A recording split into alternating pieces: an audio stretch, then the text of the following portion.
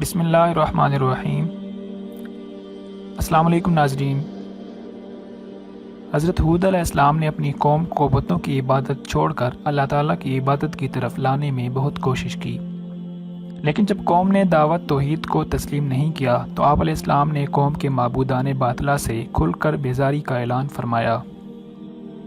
قرآن مجید میں ارشاد ہے، ہود علیہ السلام نے کہا، میں اللہ کو گواہ بناتا ہوں اور تم بھی گواہ رہو کہ میں اللہ کے سوا سب سے بیزار ہوں، جنہیں تم شریک بنا رہے ہو اللہ کے علاوہ تم سب مل کر میرے خلاف سازش کر لو اور مجھے بالکل بھی مہلت نہ دو۔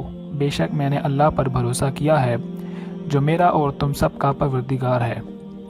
زمین پر چلنے والا کوئی بھی جاندار ایسا نہیں مگر سب کی پیشانی وہی تھامے ہوئے ہے، یقیناً میرا رب بالکل صحیح راہ پر ہے۔ سورہ ہود آیات 54 سے 56 تک۔ حضرت ہود علیہ السلام نے اپنی قوم کو سمجھایا کہ اپنے رب کا یہ احسان نہ بھولو کہ اس نے تمہیں قوم نوح کا جانشین بنایا اور تمہیں بہت سی دنیاوی نعمتوں سے نوازا، لہٰذا تم اللہ تعالیٰ کی نافرمانی سے باز آ جاؤ اور میری دعوت توحید قبول کر لو۔ قوم کے سرداروں اور عوام نے برہم ہو کر کہا کہ اچھا، اگر تم اپنی دعوت میں اتنے ہی سچے ہو تو ہمارے لیے اللہ تعالیٰ سے عذاب طلب کر لو۔ قوم نے جب عذاب کا مطالبہ کر دیا تو آپ علیہ السلام نے افسوس کا اظہار کرتے ہوئے فرمایا کہ اب تم عذاب الہی کا انتظار کرو۔ فرمان الہی ہے، انہوں نے کہا، کیا تم ہمارے پاس آئے ہو کہ ہم صرف اکیلے اللہ ہی کی عبادت کریں اور ہمارے باپ دادا جن کی عبادت کرتے تھے ان کو چھوڑ دیں؟ لہٰذا اگر تم سچے ہو تو جس عذاب سے ہمیں ڈراتے ہو وہ لے آؤ۔ سورہ اعراف آیت نمبر 70۔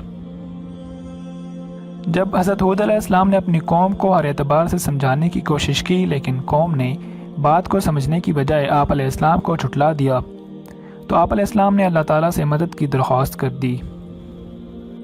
حضرت ہود علیہ السلام نے اپنی قوم کے خلاف جب اللہ سے مدد کی درخواست کی تو اللہ تعالیٰ نے فوراً آپ علیہ السلام کی درخواست قبول فرما لی اور قوم عاد پر سخت ترین عذاب ہولناک آندھی کی صورت میں نازل فرمایا، جس سے آپ علیہ السلام کی قوم کے تمام نافرمان لوگ ہلاک ہو گئے۔ صرف مومن اللہ تعالیٰ کی رحمت سے عذاب الہی سے محفوظ رہے۔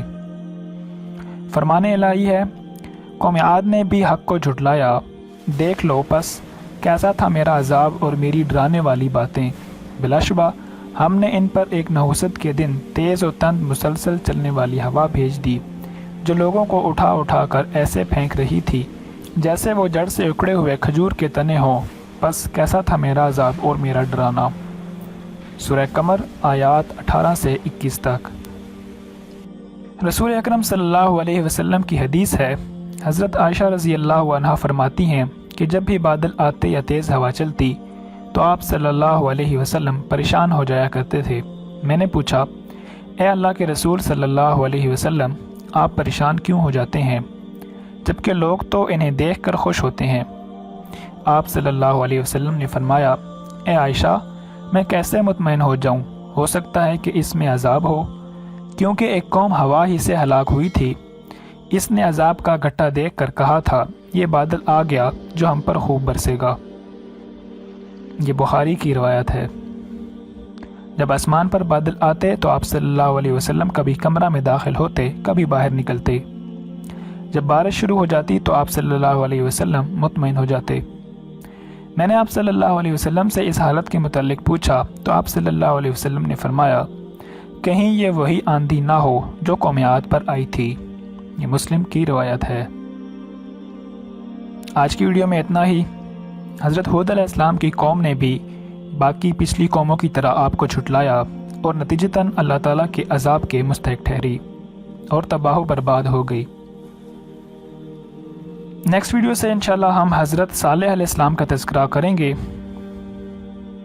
تب تک کے لیے اجازت دیجیے۔ اللہ حافظ۔